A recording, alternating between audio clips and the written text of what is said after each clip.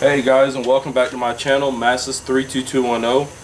I appreciate y'all watching this video, and I'm going to today give y'all a show and an idea that I was thinking about.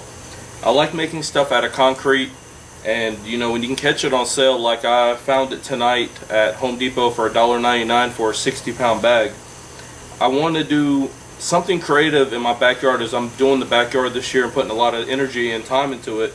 Well, I decided to divide out like the pool area that has river rock in it away from my yard. I wanted a decorative concrete edger, but the stuff you find in your local garden centers like Home Depot or Lowe's, those thin little long borders, they just kind of get on my nerves. They're not stable enough to stay up and, you know, really keep that definition between the garden beds or walkways or whatever, you know, you use it for. So I came up with a simple solution, and it's also be able to reuse certain items. My favorite item to reuse, and this is a cutoff one, is your average 2-liter bottle. Like this one, I have plenty of these that are cut right at the label, right where the top of the label is. I'll trim them off, and what I'll do with these is all my fruit trees that I've germinated over the years, anything left in little 12-ounce styrofoam cups, I'll put in one of these, poke some holes at the bottom, and I'm able to use this as basically a planter until it's time to transplant again. The cool thing about the 2 liters is you can get this from any convenience store or grocery store. A lot of them will give you these trays. I have a lot of access to these, so I always have a bunch. But let's get started, and I'll show you basically what you're going to need to do this. First of all, it'll definitely help to have at least one tray, and that'll be for marking it. 2-liter bottles, either from drinking them or acquiring them from neighbors, or if you ask anybody if they have a recycling bin, if they have extra, hey, why not? I'd say at least 8, because there's 8 to the bundle. Second thing you'll definitely need, small little garden shovel. You'll need garden hoe and a wheelbarrow for mixing up the concrete. Something else you'll need, not really necessary, but it's probably something that would be nice to make the bottom smooth, a simple little trowel. And we'll also need a pair of scissors and a marker. You can kind of envision what the finished little edger will look like, and let me see if I'll bring this in a little closer. Basically, if you notice, it's a 2-liter cutoff, and you'll notice on the 2 liters, which if anybody's ever paid attention, you'll have these little 5 points. Well, why not duplicate that into basically a little edger that you can stick them straight up and down. They'll all line up and they'll all have this, you know, little design in there. To get started, it's pretty basic. I'm having to do this kind of one-handed. It's kind of hard to show, but for how easy it is, if you're doing this on the table, put your marker right here at the base, right there at the top, and basically just start marking. It's easier to do with 2 hands, but just keep twisting it and just keep marking. And it's better to do this on the corner, one of the corner pieces. And let's see, you can kind of get an idea, and I'll give you a line height of where to cut it. So now all 8 of your 2 liters will end up being the same exact height. That's approximately, I think, no larger than 6 inches, but I'll measure it out in a minute just to be sure. And you would do this for all 8 bottles. You go around, trace out all 8, and get your handy scissor out and trim them up. If y'all just give me a second, what I'm going to do is go ahead and mark all these 8. I'll go ahead and cut them, and I've already got 8 more. Actually, I'm sorry, I got 16 more that have been prepared. These are what I'll use these for is in the spring. If I'm starting seedlings, I'll go ahead and cut them this height, and now I have a simple little planter, and I'll put so many seeds in there, get them started. Once they take off to so many inches, I'll take them out of these containers and transplant them in the garden or wherever they're going. But since I had these, this kind of gave me the idea. The only thing I'll have to do, just rinse these out, make sure they're clean, because I don't want none of that stuck to my concrete. Give me a second, let me get these other ones done, and I'll get right back with you on this video. Alright guys, well, I went ahead and got the 3rd tray of the 2-liter bottles cut. So now I have all that out of my way. Well, now it's time to get down to the fun part. What I got here is a 60-pound bag of Screet concrete mix. And what we're gonna do, something I think I forgot to mention in the beginning, is gloves. Definitely you'd want to wear gloves. You're messing with this.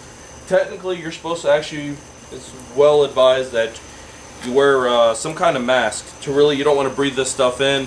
Definitely don't want to get it on your hands. If you do, wash it off immediately. The lime that's in concrete will dry out your hands like you would believe. And as you see, the nice little dust cloud forms. Well, we're going to shake that out. We got it in here, and it's a pretty good idea. Get a simple little, have a little garden hose sprayer. I set mine to shower, and we're just going to wet this down. What I'm going to do with this is actually, I don't want to make it too soupy, but I am going to make it soupy enough that it'll fill the cavities up. I want them to fill the cavities nice and neat. Try to go for a nice smooth shell on it. I guess you call it shell, the outside of the border rock. Let me see. So that's something else, I forgot to mention as far as at least safety, gloves, and definitely some kind of mask. But since I'm making this video, I didn't want to have to muffle my voice. Let me go ahead and get this mixed, and I'll show you the next step. Alright guys, now that I got this mixed to a pretty decent consistency, well, now it's just simple. Garden shovel, something that can be reused in either metal or plastic. I don't think it really makes a difference. And as you put this in here, just give it a little good old shake as you keep going. You want to try to get some of the air bubbles out. And yeah, you really don't want to talk, I guess, too much when you're doing this. Just had some splatter up. There you go. Just something simple. Just fill her up. Give it a good little shake, and you see how. Oh, I'm sorry, guys.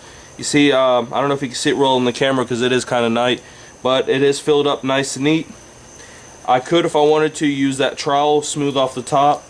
Probably later on, after I get these made, I get the whole thing filled up, I'll probably trowel them and just simply take it once you got it in there and just set it right in your tray.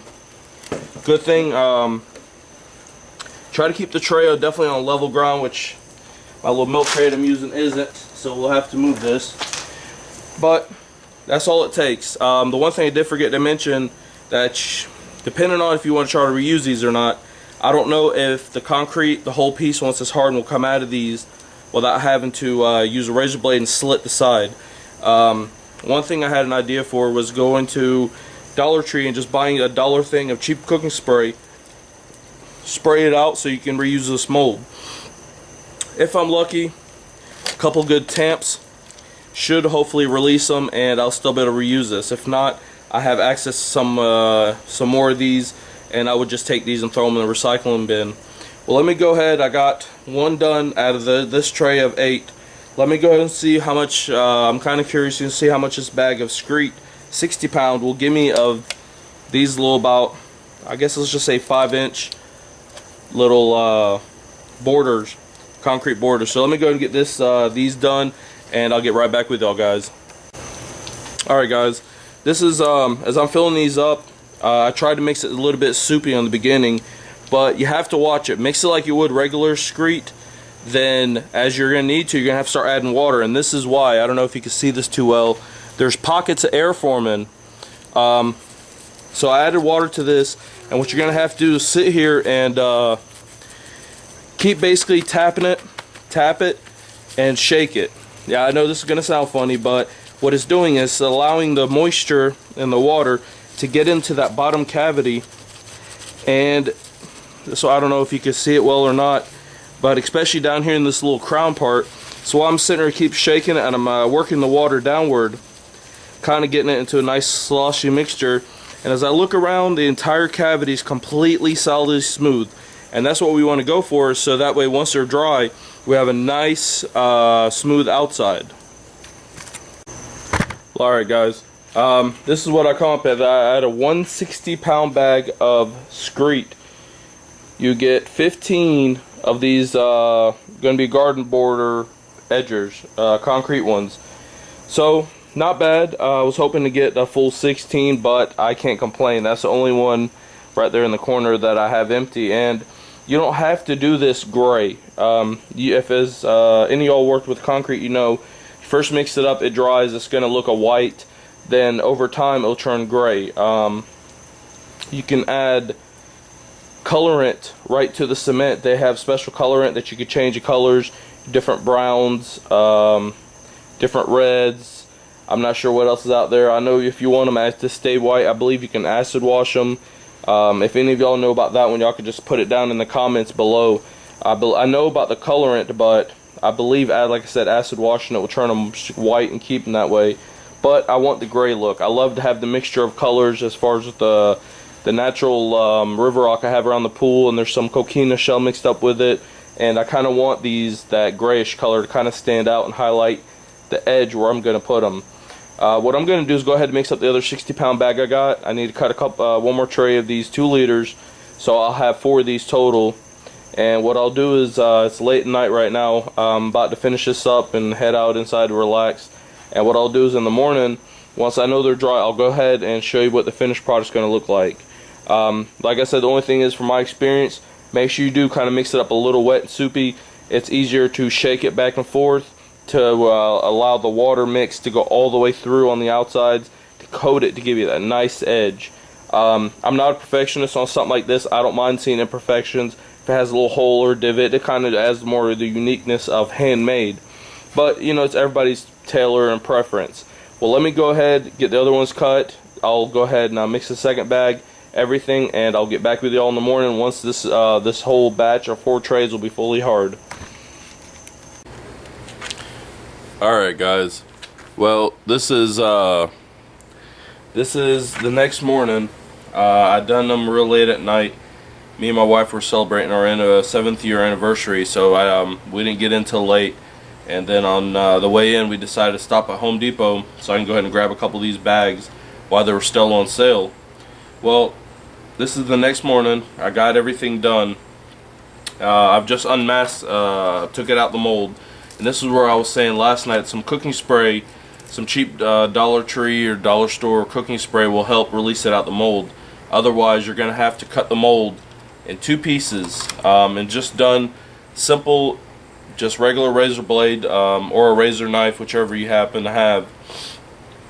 I just slid it on both sides, peeled it back, and I've got a whole concrete border. This is exactly what I was kind of going for. If you notice, there's a bunch of little itty-bitty imperfections, but you know, I kind of like that stuff. If you don't want these little imperfections, keep your concrete real wet, and like I said, keep shaking it. As when you fill up the mold, just keep shaking it and you will actually eliminate all these little air holes. I'm a person, I like making things by hand, and I like doing things that are a little different, so I like a little bit of imperfection. You know, just shows a little bit of character. And going out by the pool, where I'm doing a little border, you know, this would be something that's perfect for me. And you notice it is about 5 inches high. I'm planning on putting them right on top of the river rock that's out there, because I'm going to actually add another 1 or 2 more truckloads so I can get it a little bit thicker. Pretty simple. These things have a nice little weight to them, so when you set them down, they're not going to move. You know, you can arrange them in different patterns. You can do full circles, you can do straight lines, you can do curves, whatever you want to do. And these, I believe, you know, next to each other, provide a little bit more character than just having your simple straight edge or pre-curved pieces that you would get at the home centers. So I hope y'all enjoyed this video. You know, this is just something simple. I'm going to be goofing around probably part of this summer, just making different things out of concrete just to see what can be made. Now this has probably been cured up probably 10 hours. You can go ahead and unmask them, or unmold them at that point. You might want to, you know, let them cure up for the full 24 hours to get their full strength, because they are such a thick piece. But overall, it is dry. And you know, if you feel the texture, it is smooth. It doesn't have any, you know, roughness to it, and that's because I did make the concrete a little bit soupy. Something else I was going to point out, which I forgot about, this here is a Coca-Cola one. Coca-Cola has another unique shape. I don't know if you can kind of notice that. how it curves inward. Now this is another style that you could use only, you know, you could say, well, I only want to use Coca-Cola, the 2 liters, because you want this little rounded edge right here. Now that's another idea. I opted for the standard kind of castle looking ones, but like I said, this is another idea that you could use for a simple mold. And you know, you get a whole line of these. Once these kind of whiten up and gray up, I think they'll look kind of cool out there. It's just something simple. I made 28 of these for, I figured it up at $1.99 a bag. I used 2 bags with the sales tax, come up $4.27, so it breaks it down to 15 cents a piece for these. A lot cheaper than what you're going to get at the home improvement store. Guys, thank you so much. Hey, remember, give me a thumbs up on this one. It's a simple, creative idea. You know, it's low cost too. You know, why not make stuff by hand? It doesn't all have to be store-bought. Thank you guys for watching my channel, Masses32210. Definitely, hey, like I said, give me a thumbs up on this.